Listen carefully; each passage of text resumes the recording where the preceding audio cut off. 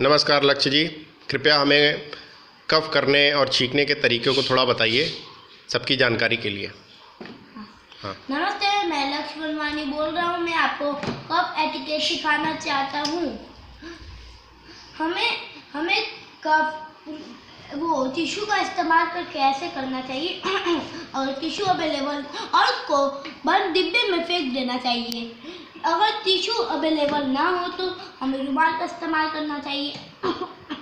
अगर रुमाल भी अवेलेबल ना हो तो हमें एल्बो का इस्तेमाल करना चाहिए।